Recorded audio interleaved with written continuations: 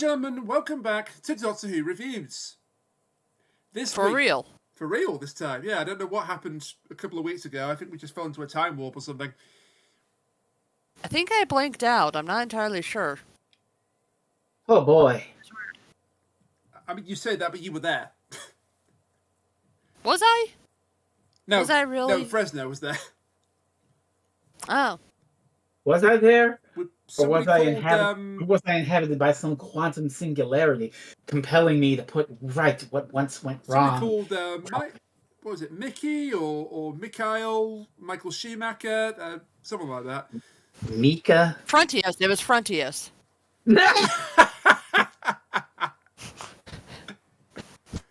Shout out to Mike, we love you, buddy. Yeah, this week we are... I mean, I mildly tolerate you. That's a strong approval from Kat. Believe me. Exactly. I'm okay with Rainiac, so he knows what it's like. I'm just thinking about that's something that Paul Heyman said about Brock Lesnar. He hates you. He barely tolerates me. I've been his manager for 10 years. Rain going on a tangent about wrestling? No. Take a drink. Actually, don't, because you'll be dead. All right, get the bingo cards out. Don't take a shot, because you'll be dead before the half-hour mark. But... 25-minute mark of this episode, you can see Matt Smith in a pair of mirrors. And well played. The funny thing is, he's not actually wrong.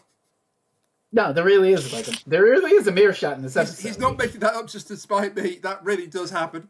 I don't ever make them up to spite you. The show keeps doing them. Spoilers for the 25-minute mark, I guess. But I don't even know if that's accurate. An accurate timestamp. We are doing the God Complex for real this time, and to discuss it with me, I'm joined by my two co-hosts. Firstly, to my virtual left, he's been laying all day long on the chaise long. It's Freezing Inferno. Spring's finally here. Oh, you sweet summer child. No, spring, Rain. That's not the phrase, though, is it? What is this thing that you call spring? All I know is fucking cold. He says, living in the desert. Yes. Oh my God, there's creatures in the desert. Look out. Oh my God, Rain, that is a deep cut. I mean, I'm all about the deep cuts here on the podcast. Keeping the tropes alive? Don't even start. And now I'm marrying you. Don't even start. just gonna hit the brakes on that right now. And to my virtual You can't hide from my shame bringing. Thanks, virtual Kachiri. Oh, hey, Kachiri, you are here. Thanks, spiritual Kachiri. One day we'll actually be able to hold it on a day when he can participate. I'm so sorry, Kachiri. I know. I feel really bad about that. Maybe we can get him in for the 200th episode.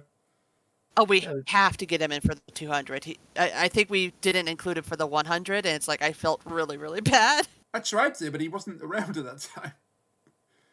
So we'll have to pick a time when he's available. Absolutely. I promise, Kachiri, I will not do anything until you're here. Yeah. And to my virtual And that's right... a threat. And to my virtual right, when I say God Complex, she thinks she's a god and she's complex. It's Kat. Excuse you, I'm a complex god. There's a difference. A complex god, sorry, yes. Thank you. Yeah. This might be the God Complex, but she's a complex god. It's Kat. Much better intro. We're keeping the first one info because why not? So yeah, the God Complex. It's almost like I know what I'm doing. Almost. I mean, I don't know what I've been doing for the past 9 years, so... That's okay. I don't know what I've been doing for the past... I do want to pay tribute to somebody who was not in Doctor Who, but was in the sort of extended Doctor Who family. We lost Murray Melvin last night. Billis from Torchwood.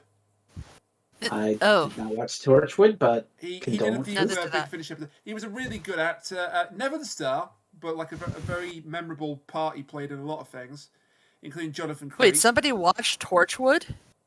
Next, you're going to tell me that somebody actually watched Class. I tried to watch Torchwood.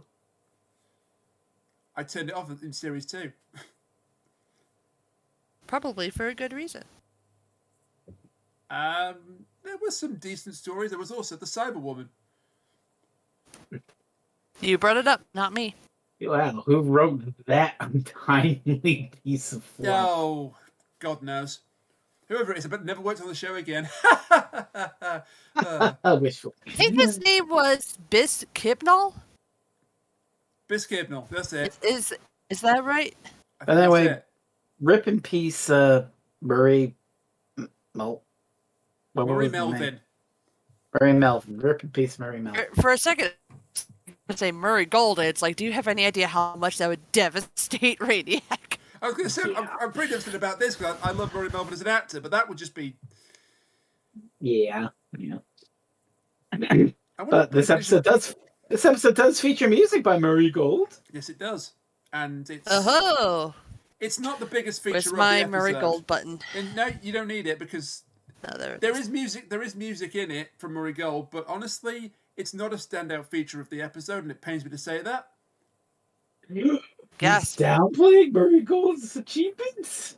Only for this one episode, because it's mostly, He's doing worse than that. He's saying it's not as good. It's mostly recycled. Who are you? It's mostly recycled themes from other Series 6 episodes.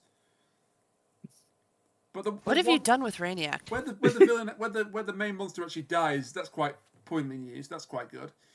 But anyway, we begin. Speaking of monsters, we begin with a cold open that I genuinely did not remember until I sat down to watch this again. Usually with Monday Doctor Who episodes, I can at least remember parts or all of the cold open. Could not remember this for the life of me. But we've got a police officer, police woman, Lucy Hayward. I'm only mentioning that because that was not her original name in the script. Oh, he's getting into the behind-the-scenes trivia. Her original name was Lucy Miller. Oh my God! And she was renamed because people thought, wait, they'll think she's that Lucy Miller. Yes. We should talk about who wrote this. As a Toby Whithouse, which I will have a lot to say about that fact. He doesn't when we do get too to the badly end. here, honestly. And I've mellowed on Whithouse. I've made this point clear before. I haven't. Well, But hey, as long as we don't watch anything after this, we'll be fine. Look, him saying that he'd been given a presidential pardon by Donald Trump for writing The Lie of the Land was pretty funny. Oh. That is funny. Yes. Anyway, going back to Also, cool question: who's Lucy Miller? Lucy Miller is a companion of the Eighth Doctor in Big Finish. Played by Sheridan Smith. Imagine Rose mixed with Donna. That's Lucy Miller. It's a great shame she never got to be on television because she would have been terrific. That sounds amazing. Why is that not a thing? I think sadly she's now too busy and maybe. I mean, she does still do Big Finish from time to time, but there's a difference between doing Big Finish and doing a TV filming. Oh dear. I shall have to get you a hold of some Lucy Miller audio so you can listen. They're really good. Also, one of the first Lucy Miller stories has Hayley Atwell of all people in it. From Captain America. Wait, isn't she from Blackpool also? Lucy Miller. Lucy Miller is from Blackpool. Sheridan Smith is not. Well, there you go. There you go, Rain. That's something for I you. think there's a story called Death in Blackpool. It might be. With Lucy Miller in it. Yeah. Isn't that just every day in Blackpool? I was going to say, get the joke in now while you still can. Blackpool, also known as a planet in Star Wars. That was Cleveland's, but yes. That's just outside Blackpool, so people count it as part of Blackpool.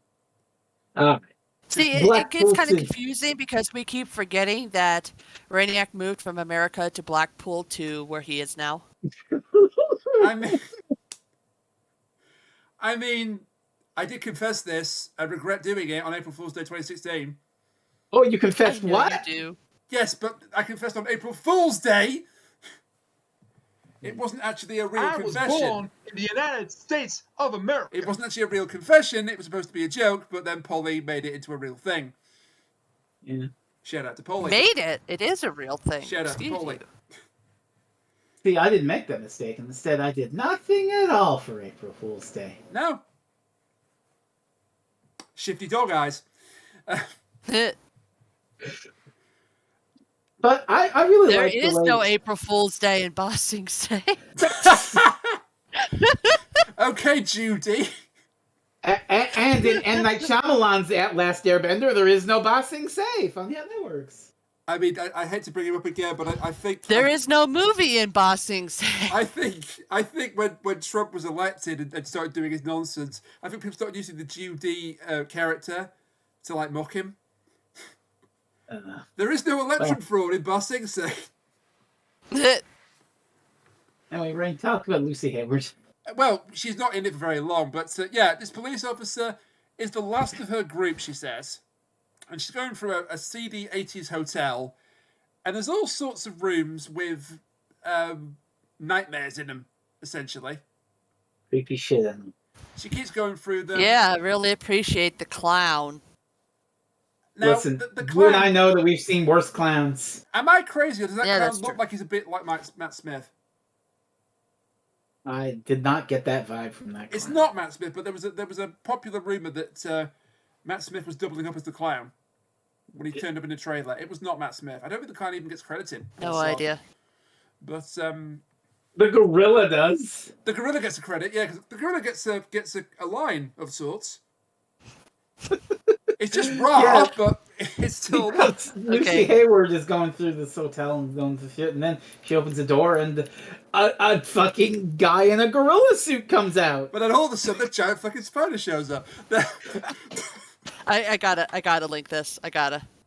A meme for everything. What the hell? Just a meme for everything. Hang on, is that an actual SpongeBob episode? That's not an edit. Yeah. Of course. What the hell? It's SpongeBob. There's no peek. What the fuck? I mean, no. You want to know the really funny part? This whole thing, like the whole SpongeBob episode, is about SpongeBob being terrified to go out of his house, and so the first time he finally goes out of his house, a gorilla attacks. Disguised as Patrick. And the way that they resolve this is SpongeBob is like, "Hey, what's a gorilla doing underwater?" And the gorilla's like, bye." I appreciate that little second. But yeah, this gorilla comes out of the bathroom. This is what Lucy is frightened of. Then she starts writing in a notebook, and then she talks about how the cats in her worships are getting shorter, and then she just keeps saying, praise him, and then something kills her.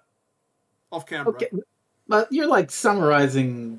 Well, you're basically saying what happens, but the real standout here is the editing, because the way it just flashes frames of her afraid and rapturous, and how it flashes the phrase praise him on the screen, like typed out in various fonts. The editing is really good here. Oh, the editing is fucking excellent in this episode. It's a strong point. Because it's editing. I really love it when they decide to be fancy like that. In this hazy, flashy, rapid cut way. It's a very interesting technique to amplify the fear and the... Well, there's the other aspect of it. But, yeah, and they do that a handful of times in the story, and it really stands out. Yeah, they do a good job of making this really claustrophobic and uncomfortable in the right way. It's wild because, it's a bunch of corridors in a hotel. Like, Doctor Who, running up and down lots of corridors, but the whole idea of this place is that it's kind of like this... Well, it's a labyrinth. It's like Actually. Actually? So I was giving my friend Chris, everybody should know Chris if you've been watching this series. He's been on the show.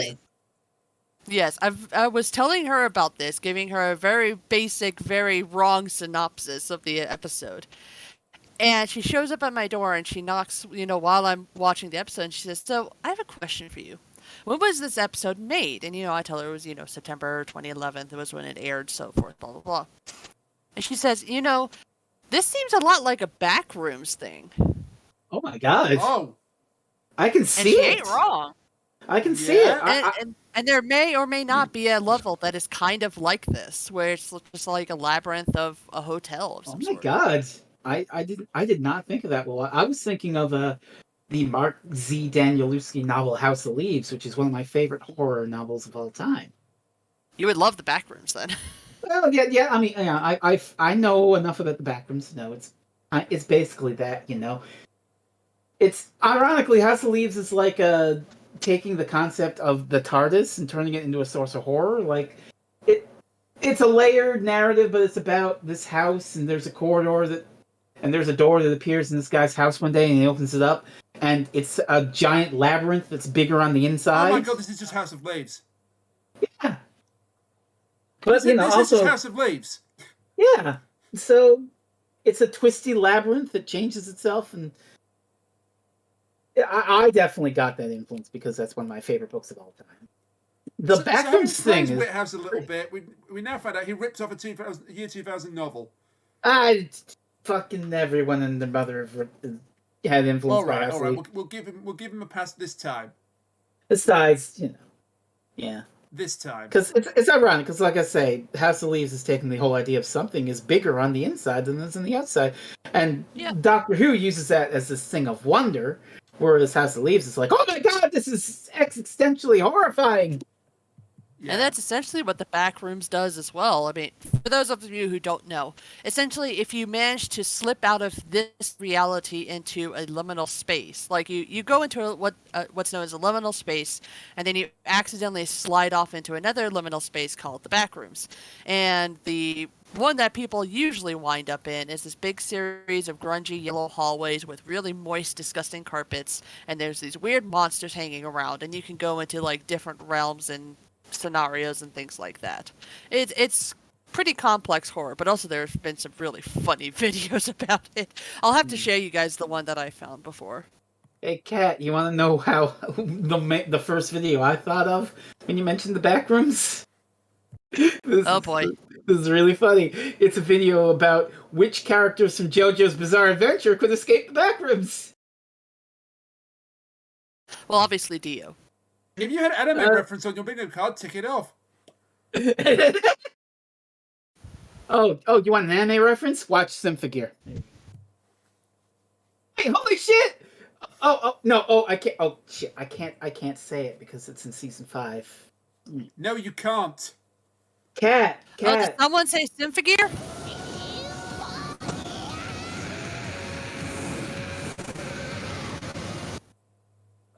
Okay, I'm gonna say this as vague as possible so that it's not spoiling. Oh boy. Cat, the Daedalus pyramid thing that those 3 bitches do in season 5. I hate you. I look forward to finding out what the hell the Daedalus pyramid and the 3 bitches are in season 5. Yeah, which you'll find as soon as you pick up the show again, right? I'm doing it this week, literally this week. Good. I quit. Oh, Frez, you're fired. I've just seen the second gorilla gif. Why do I not have any alcohol? Because I desperately need it now. Because it's dry January. Shit, it's April. Brainiac, do not watch Symphogear, but also watch Symphogear. Slightly conflicting. Anyway, after this is like suffer as I have suffered. After this horrible murder of Lucy Haywood that we don't see, thankfully, the Doctor, Amy and Rory arrive, or the Doctor, Amy and Beaky, as the Doctor refers to them. Thanks. His nose isn't that bad. I love these 3. They make a recurring gag about his nose in Series 6. I love these 3. I know, but it's not that bad. When he's introduced to the president in Impossible Astronaut, his codename is The Nose. The legs, the nose, and Mrs. Robinson, yeah. That's really quite awkward when you find out who River actually is. I hate God, it. yeah, I keep forgetting. This is after all of that with Good Man Goes to War and everything. Yeah, this is when River Song's put on the back burner for a few episodes. Well, this is after Let's Kill Hitler. Yeah. River's on the back burner between Let's Kill Hitler and Wedding of River Song. With a brief cameo at the end of Closing Time, which is the only thing that I like Closing Time for.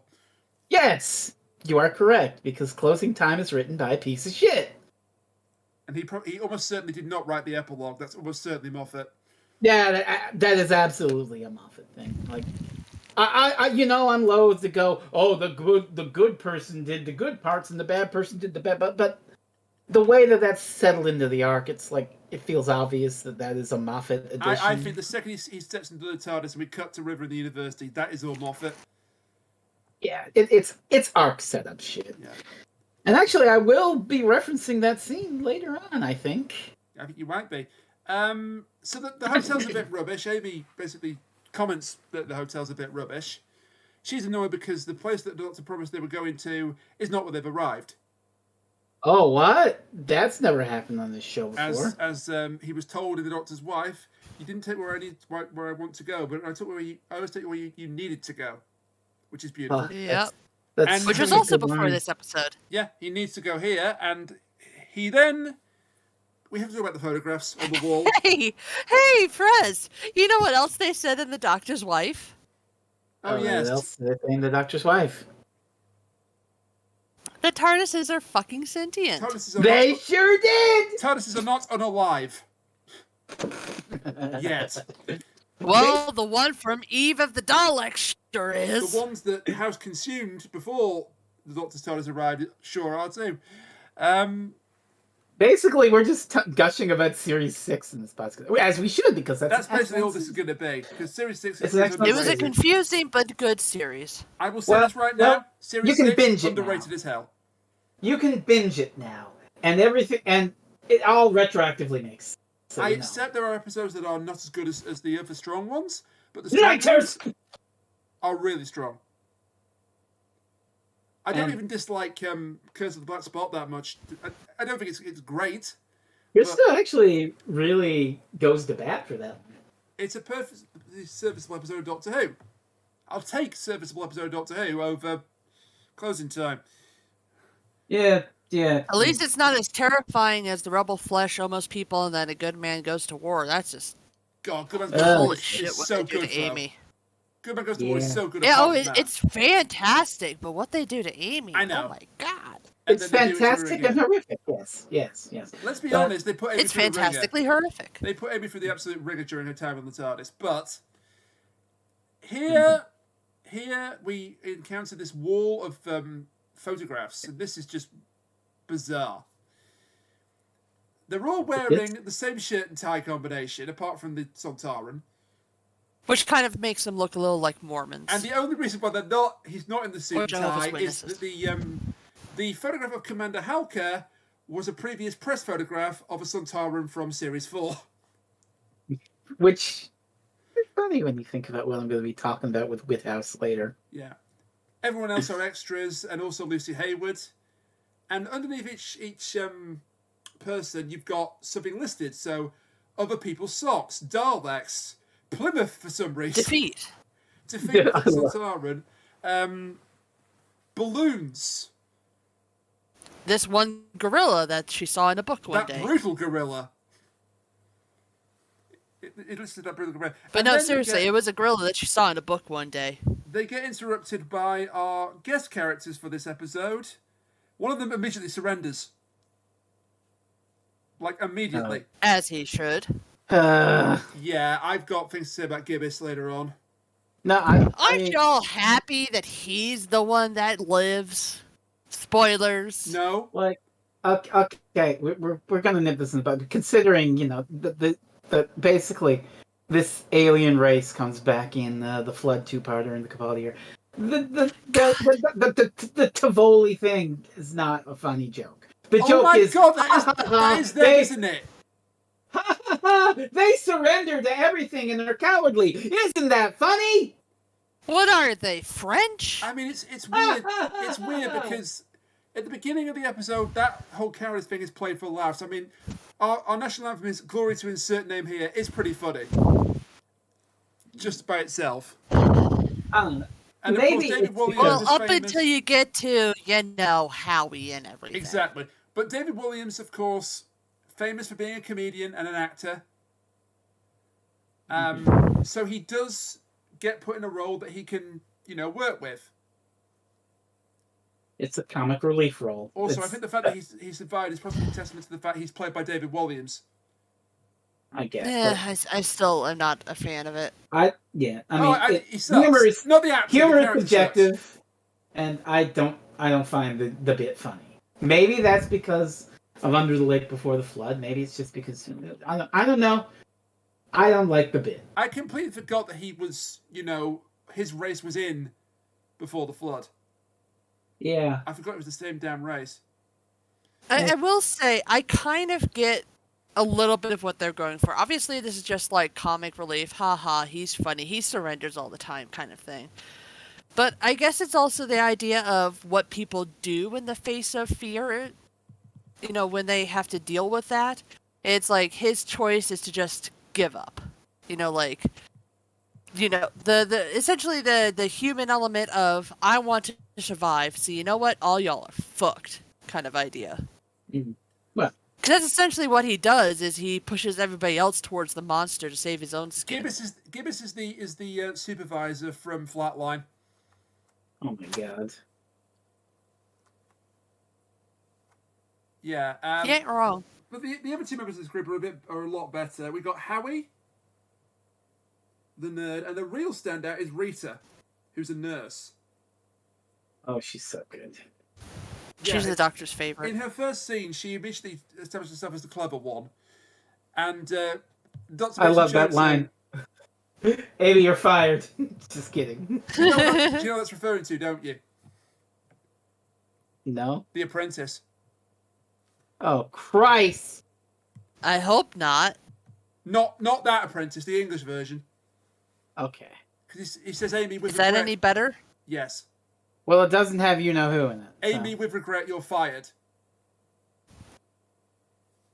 And the with regret bit is an Alan Sugar-ism from The Apprentice. I'm not saying that he's like the greatest person in the world, but compared to Donald Trump, yes. Yes, he is. I will say, this episode definitely has the Toby Whithouse fingerprints all over it, so, it's got those moments where... And then they replaced Trump with Arnie.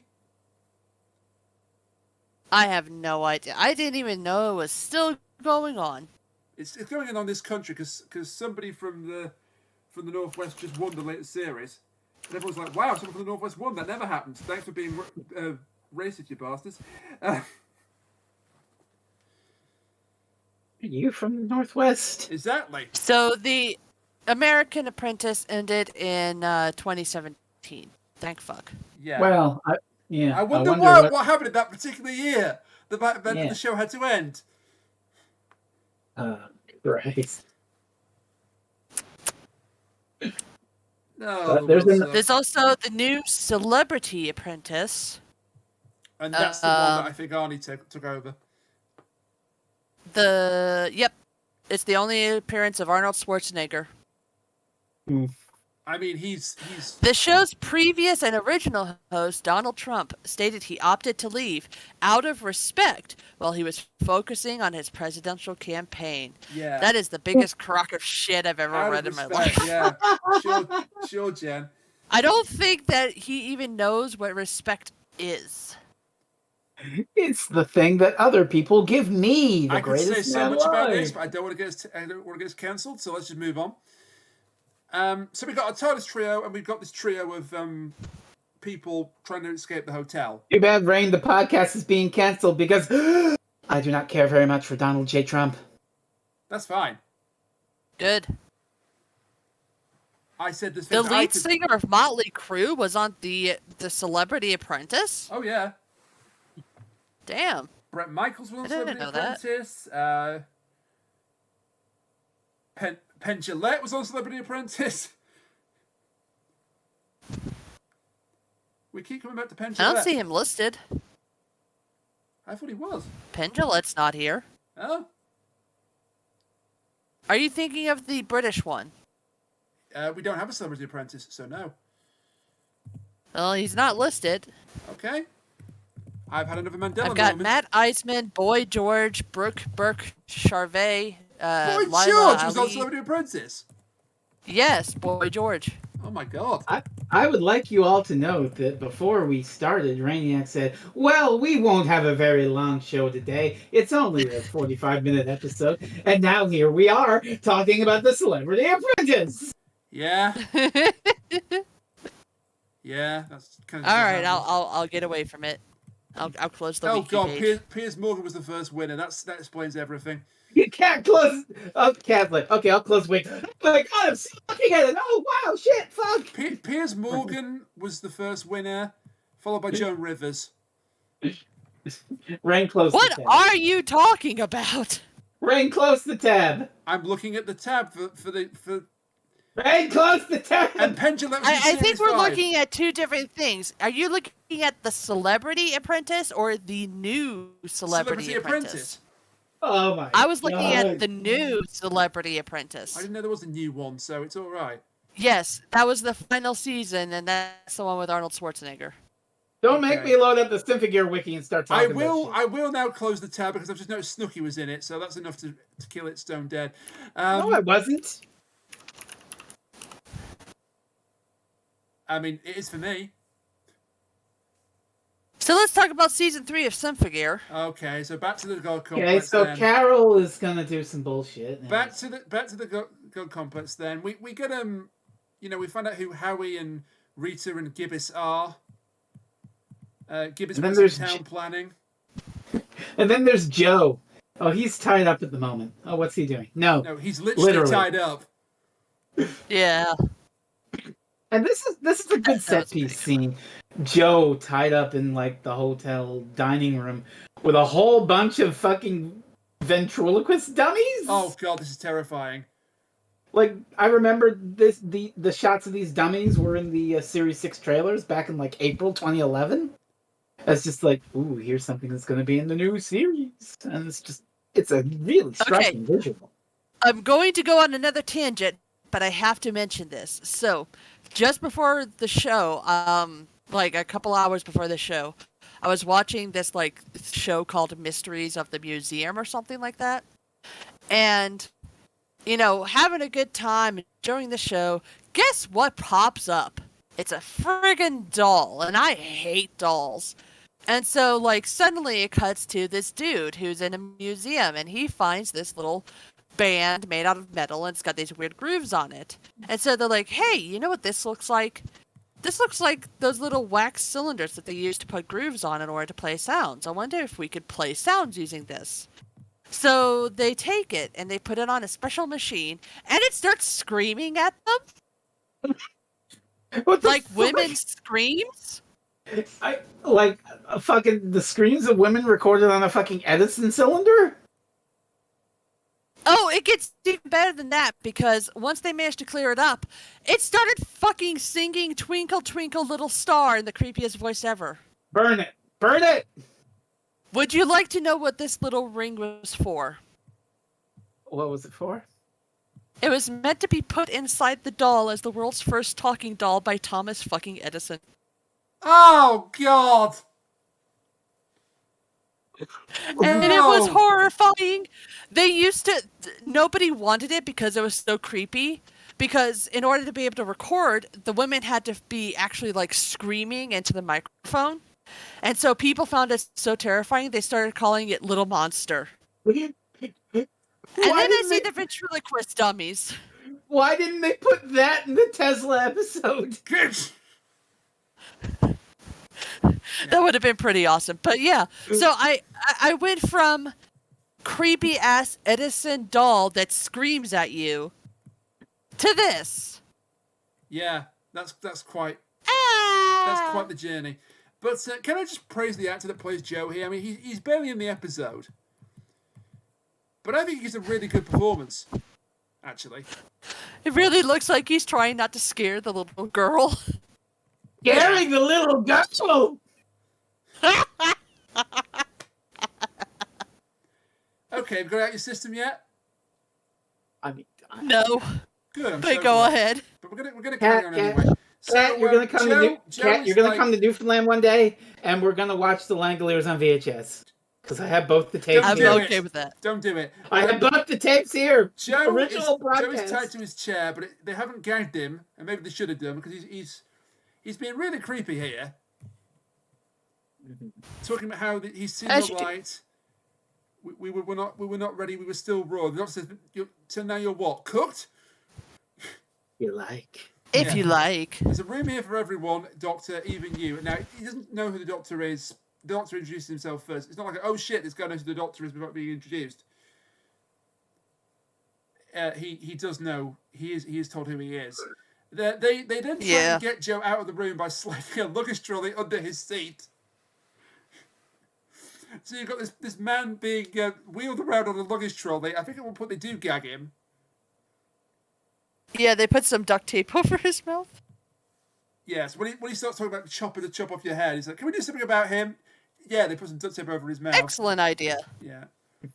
It doesn't help very much because our group gets split up.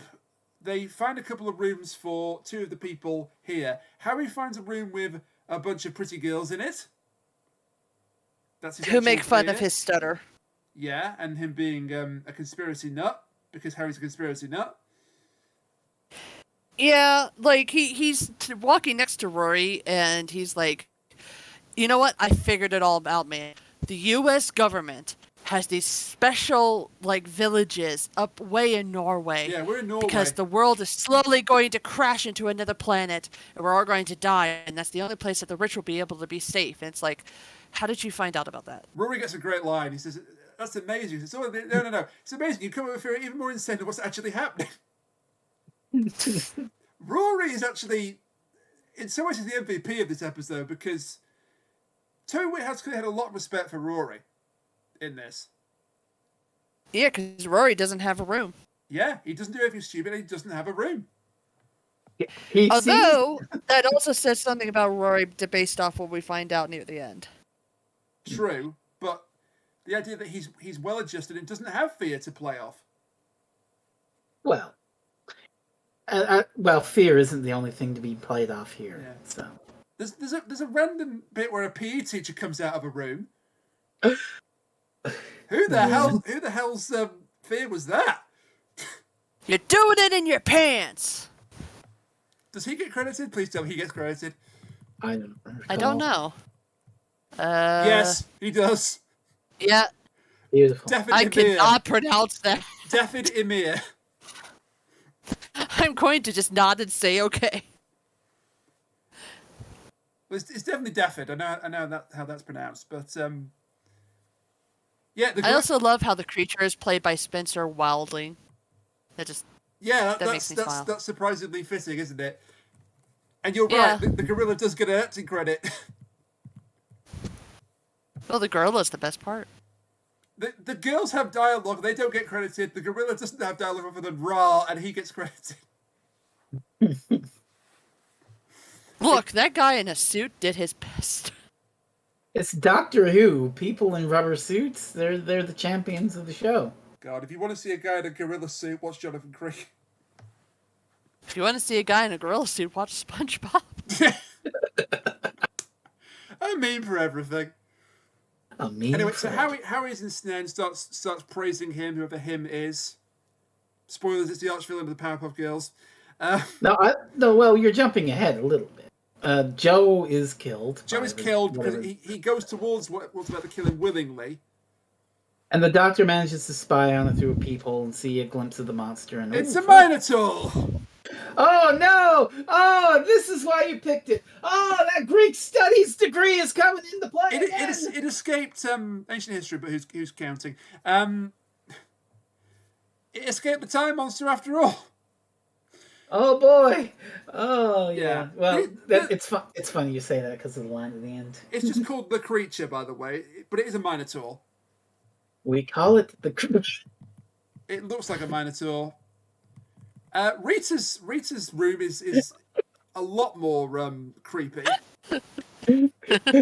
Rain is either completely. Oh God! I didn't even look at the Discord. I was like, you're either completely no selling it or you didn't. No, I'm not no selling it. I didn't see it. But now I have, and I wish the pleasure had been postponed. How many of these fucking tweets did you schedule, Kat? Oh, they ended a while ago. No, those ended were replaced by the universe is still fucked. Oh yeah, the flood. You replaced it with the flood smut. How many of those did you schedule? Oh no, Yes. those are done too. Well, what else are we gonna I schedule? look forward to the next recurring tweet. Oh, I don't know. Should I schedule something else? I hadn't planned on it. Well, we'll find. Is this permission? Maybe I'll schedule something just for the hell of it. Watch out! I've got access to Twitter too. You don't know what the fuck. But Rita's room containing the things she fears is particularly unsettling. It's her own father. Well, yeah. This Chastising sounds her for getting a stereotypical. B in mathematics. This is a little stereotypical. A B is actually pretty good. It's not an No, A. no, but- no, no. You know the joke. The whole thing here is that she's a Muslim, so Yes. and she's a nurse, prepping to be a doctor. So I'm going to say this right the now. father has unreasonable expectations. Is this the first time that a character is specifically identified as Muslim? Yeah. I have no idea. I don't know. Also, I could have sworn. Not counting like Mongols and Saracens and things like that in historic episodes, but Yeah, like the Crusade with like an William original Hartnell. character. not Okay, a- so she's Sri Lankan, which means she's Southeast Asian. Yeah. That makes it a little worse. much Does worse it? actually. She mentions and I might get this name wrong, but is it Janaham? Which is the Muslim equivalent of hell. And that's where she thinks they all are. Yeah, she thinks they're in Jahannam. That's it. Like you said, Howie has been possessed by whatever the fuck, and I really love how they reveal it. Where Amy has found Lucy Hayward's notes, and the doctor's reading it out, and it says, "Oh no, the gaps in my worship are starting to get shorter and shorter. It's taking me over, and I kind of love it. I'm happy." And he says, "Praise him," and then Howie just says, "Praise him," and they all look at him, and he's trying to fight it, not to say it, and it just sort of like the words sort of vomit out of his mouth, just praise him. Yeah. And then we get a really, this moment here takes a special significance when you realise how Amy and Rory's run in the show ends. Oh yeah. The Weeping Angel room. Oh yeah. Because if I had a room full of Weeping Angels and you think, okay, this is the room for Amy. Yeah, Because of the it's whole spooky. ordeal she went through in the Time of Angels, where she was nearly killed by them. Yeah, that was a spooky time. What if Oh, honey, I think you forget what the doctor says at the end as well. Yeah. Yeah, Yeah, Oh, Yeah. you're right. but They- this they- is actually Gibbus's room, and he's This is actually cowering in the Gibbs's room. closet. Yeah, they do this. It's always fun when the angels turn up because they do a bit with the lights are flickering on and off, and they get closer and closer and closer. Gibbons is hiding in the wardrobe and screaming his head off. That's when Joe breaks free of his restraints and goes towards his own death. And then Gibbons. This is interesting. This is interesting, though. Those angels aren't real, right? No, but, correct. What do we know? What do we know about angels from that Time of Angels two-parter? Anything that takes on the image of an angel is becomes himself an angel. Yes. So it's like they should be real.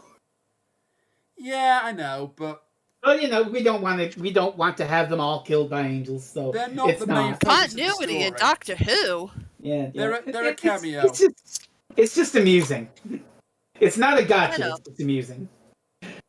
That by the laws of alchemical angels, these Give us- things should be real, given that they're conjured up by the Minotaur.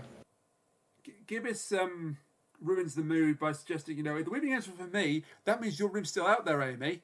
Gee, thanks, creepy mole guy. Yeah, thanks. Really. Well, bringing that me- also happens a little bit later after she's trying to, comfort him. Yeah, while Rita is trying to cope with trauma with tea, because that's British as hell. Yes. I also want to say, during the part where essentially Joe and Rita are hiding in the room where, Rita's image of her father is, and she starts to get taken over too by the whole praise him thing. So Joe is bound to this chair with like rope, and he's got like the duct tape on his face, and somehow the rope unties itself, and he is able to get up and run towards the creature. This does not happen later, and I'm very curious as to why. Yeah, you're right. And this is where, Rita mentions the whole Muslim hell thing. The doctor says you're a Muslim, so yeah. That's interesting, despite the fact that she's from Sri Lanka. Well, actually, no. There are Muslims in No, Sri Lanka. they do have. Yeah. They do have people who follow Islam. They have like 1.9 million people I would say they're who not do, the apparently. dominant religion in Sri Lanka, but they are there. Yeah, 1.9 but million it is just to me it adds a little bit more to the this is uncomfortable factor because she's Southeast Asian and the whole the parents in Southeast Asia really want their kids to become doctors thing. Yes. A little uncomfortable. Yeah. This then is where Gibbous shows his true colours. Because Harry starts praising him. And so Gibbous has the helpful suggestion, well, let's just feed him to the creature and maybe that'll be enough and he'll let the rest of us go. Holy cow. Cowardice! Funny! But it does give the Doctor a brilliant line about Gibbous. Mm-hmm. He turns to him and says, your civilization is one of the oldest in the galaxy. Now I can see why. Your cowardice isn't quaint, it's sly, it's aggressive. It's how that gene of gutlessness has survived while so many of us have perished. Well, not today. No one else dies today, right? Brilliant. I will say we have gotten things a little bit mixed up. Basically, Joe dies, and then they, during that part, they've met the Weeping Angels, and then they go to the same room that Joe was found in that had all the ventriloquist dummies, and he's examining Joe, and that's when they get the whole, Lucy's diary pages, and that's where Amy tries to comfort the asshole, and then that's when Howie starts, going like, praise him. Yes. Okay. And then the Doctor actually makes a mistake. We don't know it's a mistake until later, but yeah, this is. he tries to convince Howie that fear needs to be resisted. Do not give in to the fear. Think of what you want. Cross your fingers. Say a prayer. Think of a basket of kittens, but do not give in. Which, in every Doctor Who's adventure, would be sound advice. And this one is the worst advice you could give. This is actually going to get people killed, although it's not the Doctor's fault, because... I don't know if Whithouse agrees with that, considering. I don't think he does either, but, at the time, he was acting on solid information. Or lack of information. Well, yeah. I'll just say it. Toby Whithouse in the story, incredibly critical of Doctor Who as a character. Very much so. I think he usually is, because from what little I do actually remember, most of what Toby Whithouse's episodes are things that go against what the Doctor stands for. Yeah. I mean, and that will. I'm saving it because we are going chronological. I am kind of saving the thoughts. If we were like a non-linear this, and this show, I just spill my guts now. But yeah. So our group, not me, Howie, and not Gibbous, arm themselves with some weapons. Rory gets a mop. Beautiful. Because of course he does. Amy gets a wooden baton, and they try and lock the monster in the spa. Which, by the way, is essentially they have Howie speaking into a microphone. Well, it's not really a microphone. It's the sonic. It's an intercom. The sonic screwdriver. Yes. Either way, same thing. And they're using a speaker to lure the creature into a specific area so they can trap it and the Doctor can try to talk to it. Not even a specific which is area. a great idea. The pacified spa, which confirms this is definitely the Minotaur. Also, there's mirrors in there. There's mirrors in there. There's mirrors in there. Hey, Cat. There's mirrors in there. Yes, there is. I mean, Perhaps a button should be hit that I is think we've said this related enough to times that. that cancer mirror all by itself. Fine, I'll hit the button. Murray Gold, fanboy alert. Murray Gold, fanboy alert. 10 points. Yay! In fairness, you never said what button to hit. I said a button related to this. Well, he's in. It's a button related to It's this. related. Murray Gold's in this. A Also, button. I haven't gotten to use that button yet, and I really, really wanted to. It's a good button. And you It's know, a good I button. think It nobody is. knows Isn't it what the song fantastic? is that's referencing. But I have no idea. John might. John kind of loves that song, but yeah. So they trick the Minotaur. Let's just call it the Minotaur because it is. They trick the Minotaur into the spa, which is named after pacifier, which confirms this is definitely a Minotaur. Harry does not like being tricked, but he's tied to the chair and being guided by Gibbous. Great decision, guys. Good job. Yeah. Who are we going to get to protect Harry? How about the perennial coward? That'll work. Hey, you should give me up to the monster. I want you to do it. Oh, come on. I mean, who's to say that I didn't break free and overpower you? Come on, let me get killed. Do it. Yeah. And the upshot of it is that Gibbous lets him go. Harry runs towards the creature, and he gets killed. Yeah, and unfortunately, the Doctor was making great headway talking to this creature, which apparently tells the Doctor that he wants this to end. He wants to die. He wants all of this to just please stop it. Krusty And wants then out. Howie gets out. Howie gets out, and he hears Howie, and all of a sudden he goes back into rage mode. Yes. Let's put it. And also that this place is a prison of some sort. To put it another way, Krusty wants out.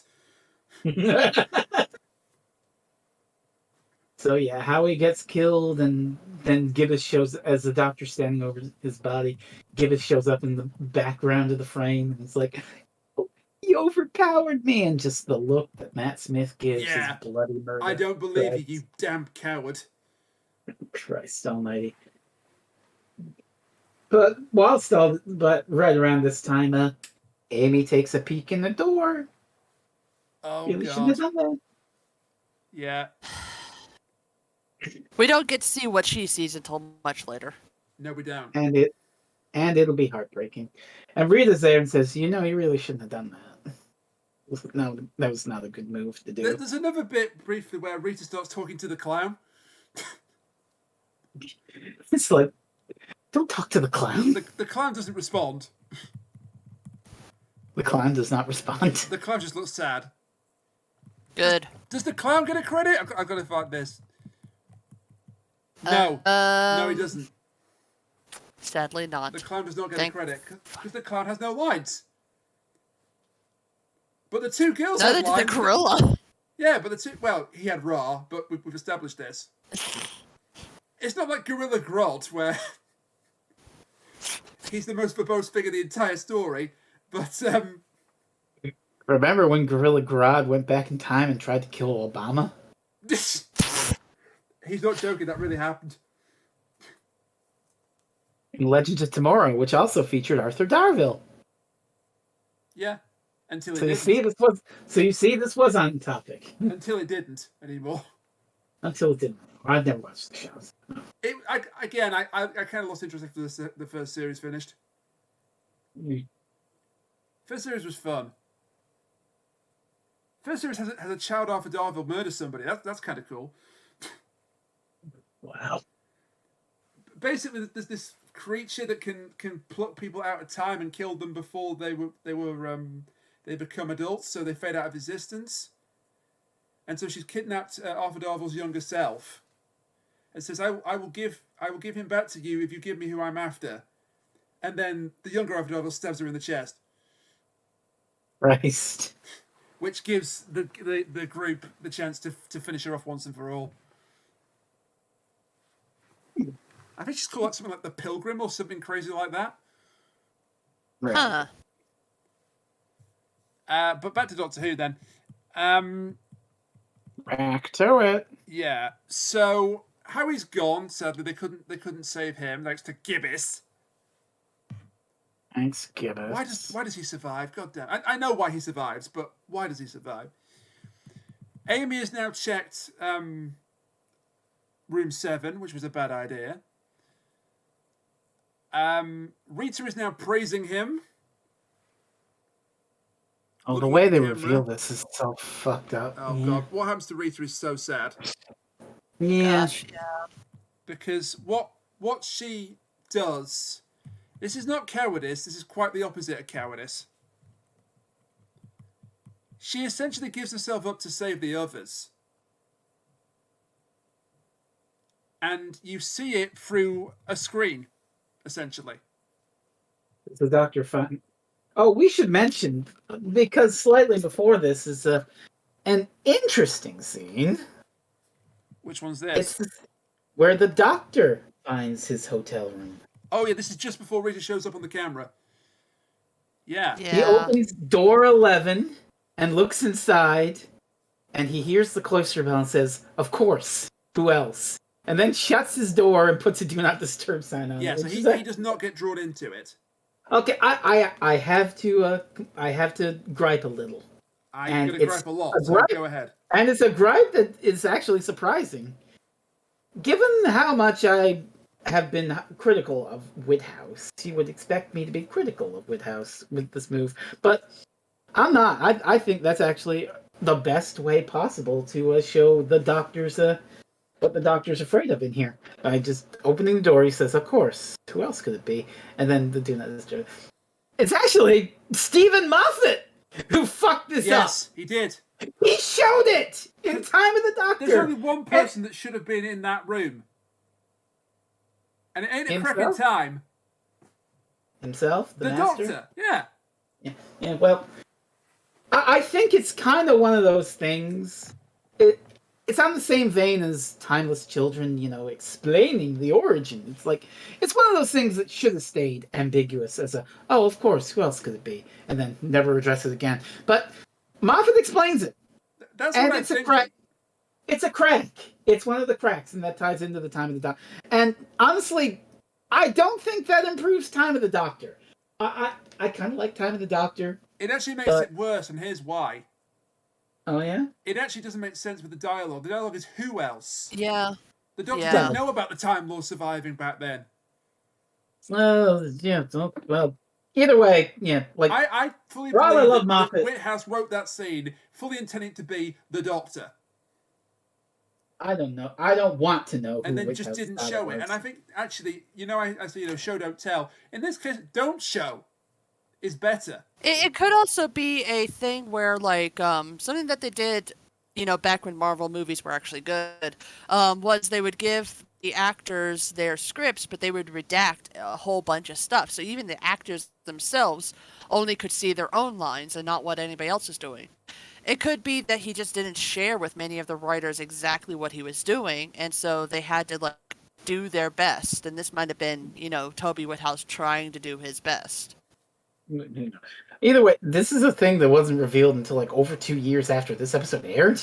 Yeah, and it didn't need to be. They could have got the credit a different way. Like as much as you say it doesn't matter, I'm going even simple. I'm saying that it doesn't improve Time of the Doctor to know, oh, this is your greatest fear. I don't like it. I don't like the Moffat. He knew this was going to splinter again. That I can buy, but he did not know the Time Lords were behind the cracks at that time. That's not even the part I'm concerned about, but showing it in the first place. The whole show, the whole don't show it thing, but he showed it. I know, but then we get Rita's sad ending, and it is a sad ending. It's very sad. And the Doctor does everything he can to try and save her. He spots her in the camera. He phones a nearby hotel room. She picks it up, and they have a conversation, a very heartfelt conversation. And she said, come back, Rita. We'll stop it. We'll find a way to stop it. We'll save you. No, get away from me as far as you can. Incidentally, we should also add that just before this, he offered to take her through all of time and space. Don't do that, because I'm going to get people killed. That's essentially handing them a red shirt and giving them 2 weeks to retire. With a Y, Rita, Osgood. And this is definitely, Okay, put a pin in that. Okay, That's put a pin in that Jeff. fact. Put a pin in the fact. He offered, "Oh, I'm gonna save you and take you in time and space," and then she died, and he couldn't save her. Just put a pin in that for the climax of the episode.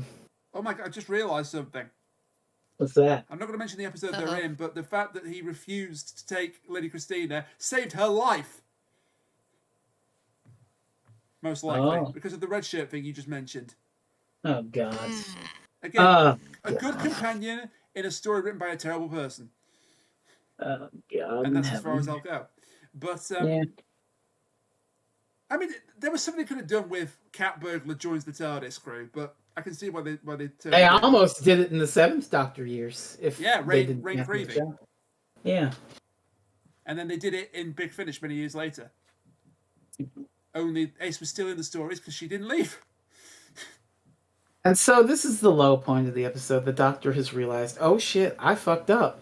Because this monster isn't feeding on fear, it's feeding on your faith. Yeah. It scares you, and then you run to whatever you believe in as a comfort against it, and that's what it amplifies and siphons and turns you into a... Joe was a gambler. He believed in luck. Howie was a conspiracy nut. Conspiracies. Yep. And Rita was a Muslim. Faith. Yeah. Which, I don't know if that turns this episode into some sort of atheist thing where it's like, you've got faith, you stupid loser, you're going to get killed by it. No, I don't think it does. I think it's more the idea that there are things out there that will 100% exploit your faith. Hello, televangelists. There had to be a reason why the victims were selected, and the reason is they had faith in something. And I think the reason is that this is where we're going here, because the next person on the plate is Amy, and what does she have faith in? The Doctor. The Doctor. Ooh. Yeah. And so this is the thing. So we've just run through. Amy is taken over. Praise him, ooh. And they're like trying to save her and pull her into a hotel room, and it's her hotel room. And what do we see? Oh my god! This Tiny is baby Amy. This is the killer scene. And this is where killer scene. And this is where I finally get to go off on my analysis. But please talk about the scene before I go Sitting crazy. on the bed is Amelia, not Amy.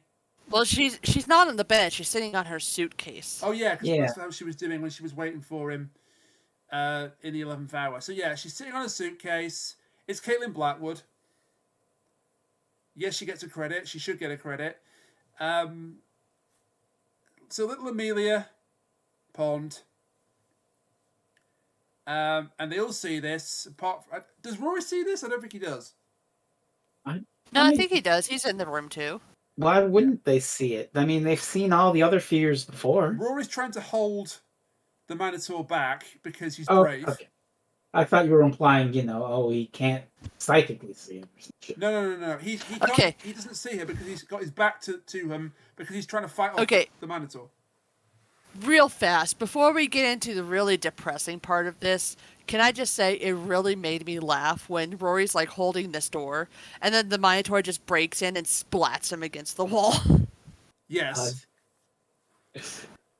Yeah. For some reason, that really, really made me laugh. Rory is actually useless to the Minotaur because he's got nothing to have a faith with.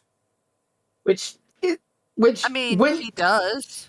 Like, when you think they're using your fear against you, it's kind of inspirational, and that Rory has no fears, and so it shows him the exit because it's like, I can't use. But when it's like, oh, it's feeding on your faith, Rory doesn't have any faith in it. I mean, he does eventually. He eventually has faith in Amy, but he should always have faith in Amy. He's always had faith in Amy. That's the whole point. I mean, yeah, but here's the thing: she's hurt him a lot. And will on again. their wedding night, she immediately runs away with some strange man she met when she was like 7. Yeah. And then she kisses that man. And then said man jumps out of a cake at his bachelor party just to announce that he kissed his wife-to-be. And then said man gets him killed, and then said man gets him erased from existence, then he comes back. Okay. It's kind of hard to have faith in her when, you love her, obviously. And that love is extremely strong, as we have seen. But, everything that's happened so far, it's completely understandable to me that he doesn't have full faith in anybody He yet. guarded her body for For 2,000 two- years. I don't know how I feel about that. I feel that undying love and faith in somebody should be one and the same. If anyone's got Like, undying love, like it's Rory he shouldn't. Williams. Like, I don't feel that he loves her, but he's also like, oh, she kissed the doctor and ran off with him. I don't know if I trust her. I don't. I Yeah, think but initially- here's the thing. You can have undying love and you can still have no faith. That's why there are so many people who stay with abusive spouses or, significant others. Because they still love them. It's just one of those poisonous, toxic loves. That doesn't mean that they have faith in that person. Yeah. Also, it's Amy and Rory. It's Yeah, and really Amy and fucking Rory- depressing to imply that but about Amy Frez- and Rory. Frez, Amy and Rory are not perfect. They're still human. And that's what makes them so great, is the fact that they can confront all these different aspects. They can confront the fact that, Amy wants to run off into the universe and, stay with the doctor, while Rory just wants to have, a good, simple life on Earth. And they can overcome that together. That's what makes them the power couple, because they love each other so much to the point that they can find that compromise. Love is not about being one person's hopes and desires. It's about finding that compromise between the two of you that you both can enjoy life together. Yeah. Like, I see what you're saying there. I just don't know. I don't know. I kind of find the idea that he doesn't have any faith in it a little depressing, even as much as you can justify and explain it. But that's not really the thing I want to focus I mean, on here. I absolutely adore you and Rainiac. That doesn't mean I have faith that Rainiac will make it on time one day. You came to this after me this week. That's such a great way to diffuse the debate there. But we need to talk about what the doctor does to save Oh Amy. my god. Also, I will Hey, just y'all say ever this, see the Curse of Fenric? I will just say this about Rory. I think Whithouse's intention was just to have a character that had no fear because of everything that Rory's gone through up to this. Yeah, which it makes sense in the first half, but And I when don't you think get to the he second thought half- about the second half of it. That's it. Yeah, probably, But but yeah, this scene is absolutely heartbreaking and also very, very. It's a brilliant scene. It's such a well acted scene by Matt Smith. yeah, it's a brilliant scene in 1989 with Sylvester McCoy. I mean, if you're gonna steal, When the show was good. if you're gonna steal, steal for the best. But Okay, but okay. For all I'm joking about, idiot hack stealing from Doctor Who from 20 years ago. Like, there are differences between this scene, too. But Rain, I'd like you to. You're very good at the summarizing, so yeah, please. so thank thank you for saying so. But yeah, you got Amelia sat on her suitcase, still looking out the window. Amy's on her knees. She knows that she's being changed and pursued by the Minotaur. The doctor says, "I can't save you from this, Amy. I can't do anything to stop this. I've stolen your childhood, and now I've led you by the hand to your death. But I knew this would happen. This is what always happens." And as the Minotaur breaks in, the doctor has one last gamble, one last throw of the dice. He breaks Amy's faith in him.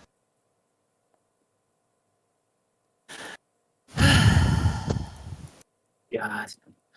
He says, I took you with me because I was vain. I wanted to be adored. Look at you, glorious Pond, the girl who waited for me. I'm not a hero. I really am just a madman in a box. And then he just says, Amy Williams, not Amelia Pond, Amy Williams, it's time to stop waiting. Bang, severed. All right. Kat, do you have anything to say? Because I've got a lot to fucking say about this.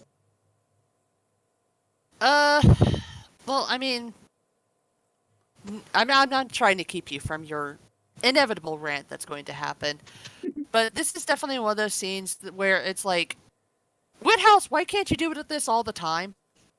Like, this is such a heartbreaking scene where so much is going on, and like the editing as well, where you see the doctor and then it switches perspectives, and he's not talking to Amy Williams, he's talking to Amelia Pond, the child, and he's cupping her face, and it's like the symbolism of this scene is amazing. It's so well written, this bit. Why can't you do that all the time? Okay, And I then have a lot. Yeah. and then Toby Whithouse does the impossible, or the near impossible. He makes me feel sorry for the Minotaur. I haven't even gotten to talk about the main bit. Yeah, you go ahead. I got a lot to fucking say before we get into the. You go right ahead. I'm just gonna shit. All right, go ahead. You. Okay, so in watching Just this gonna scene, mute my headphones. I don't Go ahead, want no, a go lot ahead, go for Christmas. No, but You son of a bitch! there you go, a little levity. Okay, I have a lot of fucking thoughts about this scene, just a lot of them. So I don't even know where to begin. I'll begin with this comparison. I don't think it's completely fair to compare this scene to the Curse of Fenric, because in the Curse of Fenric, it is obvious, though heartbreaking, that the Doctor is only saying these things to specifically break Ace's faith in him. He does not actually believe them, but he has to make her believe that he believes. That is, would you agree that is unambiguously how to read the Curse of Fenric scene? Yeah, he's the manipulator at that point. I get a sort of ambiguity from Matt Smith's delivery in this. He is obviously attempting to do the same thing, break his faith in Amy, but it doesn't feel as obviously like, I don't believe this and I'm only saying this to make you believe it. It does feel, as it's written, as he's performing it, that the Doctor genuinely holds these regrets. I fucked up. I'm a monster who brings people along for my own selfish interests and gets them all killed. Fucking Rita, Amy, Linda with a Y, God knows who are, Lady Madame de Pompadour, all these other fucking people that he's lost. Adelaide Brooke, all these other people across time and space that he has failed to save, and that he's this monstrous monster who has fucked up, and that you shouldn't have faith in me. That's genuine. I also had to mention, given that at least 2 critics I respect have objected to this, the Amy Williams line isn't that great. Because it's kind of this Peter Pan grow up and get out of Neverland thing where it's like, okay, Amy, it's time to stop playing pretend Fantasyland and it's time to go and be a good wife. That's the objection to that. And, great. Not great. But here's the thing. This scene also helped me codify why I thought, the early Toby Whithouse, good stories. Toby Whithouse after this, not so good stories, especially in the Capaldi era. And I think I've pinned it down. Toby Whithouse got his start writing in the Tennant years with School Reunion, which I remember as a good story. It's a good story, and like this, it's also kind of about the Doctor's failings as a character. He failed to follow up with Sarah Jane, and now she's old and a little bitter about it, and it is a moral failing of the Doctor, and Rose is left wondering, oh my god, if he can do that to his best friend from 30 years ago, maybe he might do it to me. Very good, Lulu Britt. Here's the thing. Doctor Who, he wrote for Doctor Who between 2006 and 2017. And in that time, the show evolved and changed, as it does, from Tennant and Rose, to Amy and 11, to Clara and 11, to Clara and 12. The main objection I think I have with Toby Whithouse is that I don't think his writing style evolved past those early days. He's still writing like it's the David Tennant years. And so he's writing this scene where the Doctor is like, oh, I'm terrible. I'm the blood-soaked beast. And we'll see that in that line, the cutting line the Minotaur gets when it dies. And so he's just like, oh, I was arrogant and vain. I was like a Time Lord Victorious, and I get people killed, and I'm the worst. And like on its own, that would infuriate. That would probably infuriate. That would infuriate me more. And be like, for fuck's sakes. But in the context of Series 6, Whithouse can get away with it. Because everything that Whithouse is being critical of by just writing for Tennant, as it were, everything that he's doing here is saying the Doctor is a piece of shit who gets people killed and isn't really worth believing in. All of that is refuted in Wedding a River Song. You remember that scene on top of the pyramid? Where River is like, it's not a solar flare. All these people, they care about you and they want to help and they don't want you to die because you deserve to live. You're not a monster. And contrast that, the very next week, that scene you've been talking about in Closing Time, where River is there and Kovarian comes in and is like, I'm bad and I'm gonna put you in a spacesuit and you're gonna kill Doctor Who. Frez, not truly villainous. Not truly. But no. Right. That's okay. But you see, this is the contrast that happens here. The Doctor in this story, he's a hero who thinks that he's a fucking monster. And Kovarian, for all the season, is a fucking monster who thinks she's the heroine. I'm saving the universe from Doctor Who by torturing these people, by doing these terrible, terrible things to Amy, and I love doing them. Ooh, like, all through Good Man Goes to War, she's just, and her entire appearances in Series 6, she's just this fucking sadistic villainess who's just like, I'm hurting Doctor Who and his friends, and I love it. And so, but not truly villainous. But not truly villainous. But it's so interesting to comment that. But it's let her mean. But it's so fucking interesting to contrast that what Moffat thinks of the Doctor and will eventually resolve the whole Series 6 plotline with you're not a fucking monster who should be killed. We love you. You deserve to live. You make the universe a better place. And so Whithouse, for all his retrograde, I'm writing it like it's David Tennant talking to Rose and saying, if you stay with me, you're going to die, Amy, because I'm bad. For all that retrograde bullshit, he actually gets away with it because of Moffat subverting it 2 weeks later. So this is like this is the last time that actually works because of the series arc. After this, we get A Town Called Mercy, which also doubles down on the whole, I'm a bitter survivor of the Time War. I'm going to kill you. I'm bad. And then you have the Capaldi stuff, which continues to do that. So Whithouse is eternally stuck in this Tennant-era mode. But so what you're saying is Toby Whithouse remembers 2006 when the show was good. Yeah, I kind of am. That's the Galaxy Brain take, unironically. But it actually kind of works here because of the subversion that Moffat does.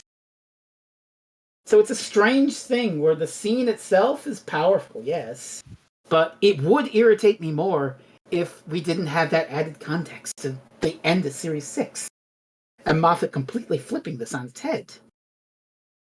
So that does help add to it. Without that, I don't know if I would like this as much. And I think that's all I had to say about this scene, and now you can talk about the Minotaur. Well, actually, before we do that, I'm just going to talk briefly about what you said. I think part of the reason, other than the fact that the stories aren't very good, that Whithouse's take doesn't really work is the fact that, this is an idea that could work. Having the Doctor look in on himself and see all the problems, that's just my Tuesday afternoons. Food. A lot of people do go through that whole thing, and it's like, I bet if we had some sort of therapist analyze the Doctor, they'd probably be like, oh yeah, he's super depressed. He's so depressed. He wouldn't believe it. And in my opinion, that kind of thing can actually humanize him a lot. Because obviously, space alien, super genius, rides around in a time machine. It's hard to, sort of see yourself in the Doctor, which is what a lot of heroes are there for. They're there to be the everyday man, the person that you can align with, that you can see what they're doing is right, so forth. And that's why I think scenes like this are so important, because it does humanize him. It makes him into, I am not perfect. I know what I have been doing. I hate the fact that I've been doing this. The problem is that he keeps hitting the same one note over and over again. And it's like, nobody really thinks of the Doctor as a monster they think of him as a flawed person, yes, but he is not a monster. Because if he was a monster, then he would not feel the guilt that he currently feels during all these scenes. And I think that's the problem that Whithouse has, is he keeps trying to say, look at this monster. Look how what he's doing to all these companions. Isn't it terrible? And it's like, no, not really, because they do choose to go with him. It's like, sure, he has a responsibility towards them, but they still choose to go with him. As Moffat will say later, he had a duty of care. And Clara will throw that back and say, that's bullshit! Don't fuck. But also, that Whithouse is not the only person who has that take. Remember Amy's Choice? Yes. Remember Toby Jones? That's literally all the stuff you're describing. All his self-loathing may manifest and just be like, oh, you're a real piece of shit, Doctor Who. So 11 is just this character who has all this real self-loathing, and when he finally does fail the pawns from his perspective, even though that's when he goes into exile and everything. He's just like, I'm the worst fucking person. I quit being the Doctor. I'm gonna hide on a cloud in Victorian England and do jack. You know what I kind of liken him to? Like, I am so sorry to literary people out there.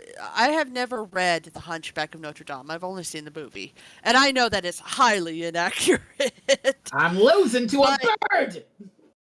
The Doctor kind of reminds me a little bit of Quasimodo. He automatically thinks that he is a monster because of his appearance, and other people think he's a monster because of his appearance. But as soon as he starts to show his true self, that's when people realize, oh, no, he's not. And I think that's kind of like what the Doctor feels like. I am a monster. I have done all these terrible things. I need to hide away from everybody and stop myself from, essentially destroying all these innocent people. And, he keeps coming back and doing it over and over again because his innate curiosity is, his true self. It's like he wants to help people. He wants to do all this stuff. And he has trouble coping with the, sad fact that sometimes there is a price to pay for that. Mm-hmm. Well, it's like this could totally work. It's just after this episode, he starts to go downhill because it's still just the same note over and over again. Yeah. I mean, like I say, the note works in harmony with Series 6. On its own, less so. Like Series 7, Yeah. like I say, Series 7, Town Called Mercy, it's not playing those notes and refuting them, so it's out. But with that, well, basically, either way. once we get past the whole, like the Doctor didn't actually destroy Gallifrey and it's actually hidden away by John Hurt in a separate dimension, I think after that's when it stops working. Just because at that point, the Doctor realizes, I'm not a horrible monster. I can help people. I just have to find all these different methods. And he starts trying to, actually change, and that's why, Capaldi is also trying to change and be better. Yeah. And Series 8 is about all this shit, Am I a good man? And he was like, oh, I'm a fucking idiot, but I do the best I can. So it's not that this being relitigated can't be worked well. It's just you have to be in harmony with the rest of the show. But anyway, the Minotaur then, right? I mean, to be fair, a couple of episodes just before this, they had a show, an episode called, fucking Good Man Goes to War, so it kind of comes to reason that the Doctor is a good man. Yeah. So do you remember when I said before we started recording this podcast how it would be a short one?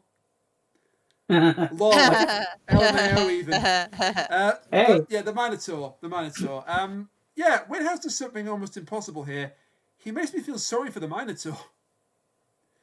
Because it wasn't an evil creature. It wasn't a mindless beast. It was drawn by its own, well, not faith, but it was basically compelled to do what it did. And it wanted to stop. It wanted to die. But it had no power to do it. So what you're saying is it was not entirely villainous. On this occasion, it was not remotely villainous. Okay, it killed people. But it's a victim, too, of this whole system. So you're saying the system's the problem? And not how people use and exploit the system. The prison. So therefore we should destroy capitalism. No, wait a minute. Whoa. Whoa, whoa, whoa, whoa, Death to whoa, capitalism. whoa, You've nothing to lose. whoa, Shame! whoa, Eat whoa, the whoa, rich. whoa, whoa, whoa, whoa, whoa. Lois is not my Batman glass. Anarchy. Also, Radical revolution. that's what See, it sounds like we're joking. We're not. These fuckers are going to kill sad? us. Is it sad that this is not my Batman glass? Was the last time Family Guy was funny? I'll go with the Minotaur Family Guy was remake. funny. Very briefly in the beginning, and then it wasn't again. But the Minotaur, yeah. So the hotel was actually not a hotel at all. It was a hologrid designed to look like a hotel, and it was taking it malfunctioned at some point, and it was taking people based on their strong faith to feed them to the Minotaur as food. Not dissimilar to the myth of young people being fed to the Minotaur every year, 7 men and 7 to young women to appease the gods. Mm-hmm. But it all got corrupted, and the Minotaur wanted to die. It didn't want to kill people anymore, and so the Doctor grants the Because Minotaur. Zeus wasn't problematic. It's which when the chase says which god which Greek god was known for his rod, and the contestant answers Zeus. Technically not Zeus. incorrect, but he was Probably Mercury, though, right? It was Asclepius, the god of healing, Oh. because he has the right. the rod of Asclepius. I keep thinking... It's a staff. It's a staff, but it's called the rod of Asclepius. So, which Greek god is known for his rod? Zeus. Technically not wrong, but at least half. Honestly, I think that's what game shows should start. This should be a game show where they ask you for the correct answer, but if you give a technically correct answer, you should still get points for it. Oh, so you don't know Jack? Yes. Essentially. Essentially, yes. But half a Greek myth can be boiled down to Zeus was Randy. And then basically... I'll have to find that post again, where it's like, people having a good day. Unfortunately, Zeus was horny. Basically, I'll have to find that Greek post and link myth it is to you. Zeus was horny, and here's the consequences of him being horny. And that's just it. But we get a name drop to the Naimon. The Minotaur was a distant cousin of the Naimon. Is that a motherfucking Horns of Naimon reference? Oh, remember 1979 when the show was... My dreams of conquest are over! Amazing performance. I will not have a word said about Graham Crowd in that episode. But, well, we had to talk with the Minotaur's last. Oh, God, yeah. Because, it ties into everything I was An saying. ancient creature drenched in the blood of the innocent, drifting in space through an endless shifting maze. For such a creature, death would be a gift. Then accept it and sleep well. And then there's a pause, and he turns and says, I wasn't talking about myself. He absolutely was. Doctor Who is actually bad? He absolutely was talking about himself. Doctor Who is actually bad and deserves to die for being a blood-soaked monster? And then skipping over Gibbons getting to live, because that's disappointing. We then materialise outside a house. Amy A very and nice Rory. house in the 21st century. Just a real house, not another illusion. Real house, real door keys, real earth, It's just a normal house. and a It's car just an empty outside. house. Did you just do a normal bed reference? Maybe. Bless you for that. Yeah, normal house, normal door keys. Sorry, normal real earth, and then Rory's favourite car, which he apparently showed a picture. Wait a minute. once. This is not my beautiful house. This is not my beautiful wife. Letting the days go by. Wow. No, Cat. The Rebel Flesh was 6 episodes ago. I know. But It really this wasn't his is beautiful wife then. But this is a companion departure. yeah, for about Surprise! 2 episodes. For about 2 episodes. Well, Yeah. it had to line up with Doctor Who being alone in the Impossible Astronaut. And the we doctor kind of says, understand. it's time for you to grow up. I've got to leave. I'm letting you have your life because what's the alternative? Me standing over your grave, over your broken dead body, over Rory's dead body? Dude. God. Yeah, here's hoping the Doctor would never stand over Amy's grave or anything. And yeah, exactly. It hits worse when you've seen Angels Take Manhattan. As is the Weeping Angel scene, by the way. But This is more that okay, time to come away from Never Never Land, time to grow up. Which but also buckle your seatbelt, Dorothy, because Kansas is going bye. But hi, Mike, how you doing? That was the Matrix, but never mind. It's a Wizard of Oz reference. I know, but it's from the Matrix. But I would be mad. I would be more upset at this if this was like Amy's actual departure. But it's so that we can set up the status quo of Impossible Astronaut, where the Doctor's alone and facing Friends War and facing.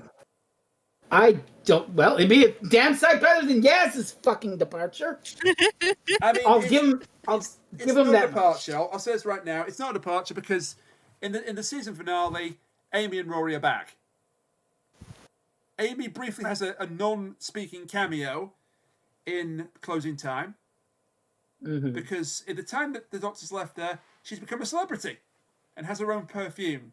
For the they don't really become companions again until Asylum of the Daleks. Yeah, where that eventually facilitates them joining back with the Doctor. Thanks, Daleks. Yeah, thanks. Good job. And so he goes. They get a very I dare say boring, but very matter of fact goodbye. Like look after him, look after you. Goodbye, and that's it. He just goes in the TARDIS. Didn't say to Rory he was going because he comes out with some champagne. Womp. And he says, "What's happened? What's he doing?" And Amy just says to him, "He's saving us." Oh my God. And while we're watching this entire scene, there's a single question that runs through my entire mind. How the fuck was he able to afford that flat in London plus a car? It's Doctor Who. Particularly since in the later episode he says, "I don't do money." Seriously.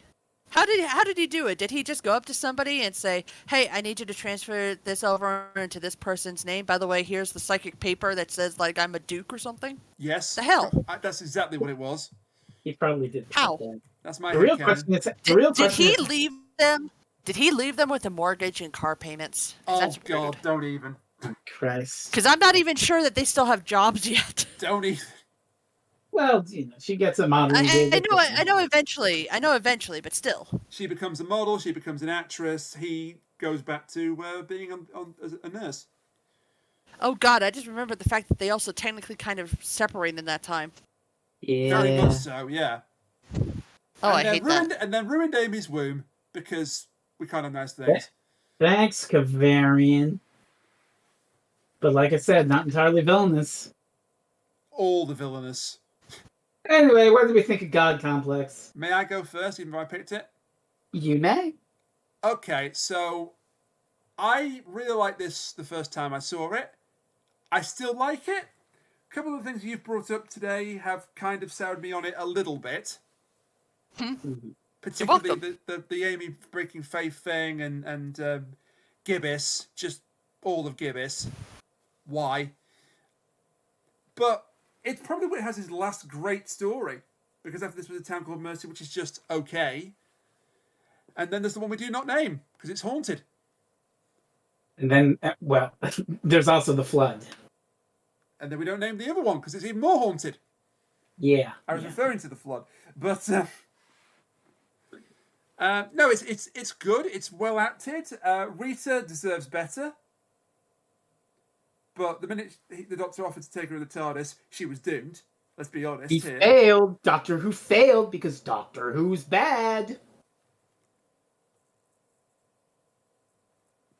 I've just seen the thing Cats put about mythology in the Discord. Try not to laugh. Well, I'm slightly distracted because I just found out that the Krampus tried to erase Amy, Rory, and Mel's from all of history. Of course he did. Doctor Who is weird. Expanded Universe has a lot to answer for, but yes, it is. Yes, it is. Yeah, I still enjoyed it, and obviously I love the whole Greek mythology angle. I think the idea of trapping people in a creepy hotel is a great concept for an episode. Great premise for an episode. It's weird how I didn't remember the cold open, but there you go. I recommend it. I still recommend it. Okay, go ahead. Kat, do you wanna? Sure, why not? This is a difficult one because obviously it's. I guess you could say that this is sort of the rise and fall of Toby Whithouse all in one, where it was still pretty good at the time. I remember kind of being like, okay, this is a little weird, but also being like, it's not too bad. But knowing what I know now about everything, you can kind of see, ironically, the cracks start to show. Uh, It has a it has a good setup. It's a great idea. You get the idea that there's this minotaur inside a labyrinth that is slowly trying to devour people who have, are fear. They fear things. And the idea that the doctor gets it wrong, and then it turns out it's actually Faith, and having to destroy Amy's faith in him in order to save them. That is a really good story there. That is something that works really, really well. And then Toby Whithouse did it. It's like there was no need for Gibbous. He was not needed in the slightest, and the fact that he lived in the end is a real big insult in my opinion. We had the start of the whole thing where Toby Whithouse just needs to stop being the dead horse. It's already dead. We promise, dude, it's dead. But I can't help it. This is a compelling idea. They're going through this big old place. There's different fears. You have to find your door. When you find your door, this is the hole for me. Then something bad happens to you. And it really makes you think, what would be your fear? What would be in your door? What would make you, essentially turn back to your own faith? And I'm kind of sad that in the end it just became more of a Whithouse thing. It's because his past episodes were good, but they also had those little flaws to them that unfortunately we notice a lot more now that we are looking back on everything. So this is one of those episodes where it's it's not good, it's not bad, but I would probably watch it again as long as we cut out certain people. Gibbous. It's definitely an odd one to describe at times. I think how I described it to I described it to Chris as a minotaur goes around a labyrinth that looks like a hotel and starts eating people because they're scared. Yeah, so I would call it the last good Whithouse episode because it is strong. There are some strong things. The concept is a very high concept and great idea. Spooky hotel aesthetic, drawing on your greatest fear, drawing on your greatest faith, the Minotaur, the fact that people want to die, the editing. There's a lot of strong stuff here. Even that speech from the doctor is strong. It's just, it has a bunch of elements that drag it down. Gibbous. And the fact that the speech itself and the doctor's failings are part of a larger trend of Whithouse just writing the doctor as the flawed David Tennant archetype, where he's arrogant and needs to be taken down a peg and shown that actually you're really bad and you get people killed. You should have some more. You shouldn't rebel because I need to show you your hubris. And the fact that this works is because of the series as a whole refuting that with Moffat and Wedding a River Song. So, like I said, Whithouse manages to get away with it this time, but his subsequent stories, he does not get away with it, and therefore we are more critical of them. Like I say, he is a writer that did not really evolve with Doctor Who. He's still stuck in that Tennant mode of Time Lord Victorious, of taking the Doctor down a peg, punishing him for his arrogance and vanity. And it works for David Tennant. It even worked in some cases for early Matt Smith, but after a point, it did not work. And so, in the end, that sort of hangs God Complex in mid-tier. Very strong points, very low points that are emblematic of Whithouse as a writer, but overall, an okay episode of Doctor Who. I wonder if next week's episode will be an okay episode of Doctor Who. Frez know? Because you're picking it. Well, here's the thing.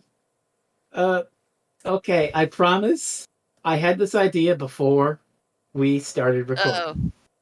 I promise. Uh-oh. This is not a spite. This is I not don't a spite believe you. pick. This is not a spite pick. I have a very good reason for picking this. I still don't believe you. Frez, we already did Frontios. No. So I promise this isn't a spite pick. You might hate me, but we're doing a repeat. Next time on Doctor Who Reviews, it's Matt Smith and the Angels Take Manhattan. But she quit. She left the call. Well done, buddy.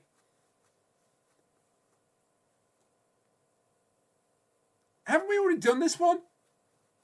We did an Angel retrospective. God damn it! I thought we were safe. I have been told that I'm contractually obligated to appear in this podcast. Well, I'm not. I promise. I have a good reason. I have a reason other than ha ha ha. I'm gonna make you all cry as Doctor Who stands over Amy's grave. I promise. I have. But you're gonna make reason. me cry. I'm gonna cry too, so don't worry about it. But I have a legitimate reason for it, and with luck, y'all will see that legitimate reason because, well, honestly, I don't want to do the episode without the legitimate reason, but we'll sort that out. Anyway, Rain, where can you find us lovely people? Lovely people. You want me to rewatch the story that makes me cry like a baby? Anyway, you can find us on Twitter at ReviewsDoctor. Individually, we are at Radio Demaniac, at Concave Usurper, and at the Kachiri. Oh, and at Freezing Inferno. Yeah. Don't give him any. No, he does not get it. He does not. Yes, I do. Out at the final broadcast. He is evicted. You can find us on Twitter. Please leave the Big Brother house. With Linda with a Y? You have been voted off the island. Did he? You are are the the weakest link. Goodbye. Did this What Geordie the guy 2005 reality show to me reference? I've just realised, did he actually get an appearance as a voice in Bad Wolf or not? The Geordie guy from Big Brother. I can't remember if he did or not. No idea. I think it was just Anyway. a voice. Anyway, yeah. We also stream on Twitch sometimes. Twitch.tv/Rainiac /Freezing Inferno /Concave Usurper and /Kachiri. By Back to the 9th Hour, Volumes 1 and 2 by Krista Batia. By The Tower for the Trees by Sean Dillon. Available on Amazon.com, as is the Back to the 9th Hour. I guess you could sort of buy that anthology book that Freezing Inferno is part of, but you don't have to. Yes, Please you do. don't, especially after what he decided the one to do. that makes me cry. You do not get a say in this. Rain, it's for a good cause, and Krista and Sean Dillon are in it, so be nice. Do it for the kids. All right, I can't And actually them, remember the name. if it's not for me. I also can't remember the name of the anthology, so you can plug it. Shadow of the Gallifreyan. Shadow of the Gallifreyan, Volume 1. Available now on Amazon.com. Okay. And this guy's in it for some reason. And so we'll see you next time for Tears. Angels Take Manhattan. We'll see you next time for Tears. So many tears. The Angels Take Manhattan. Until then, bye for now.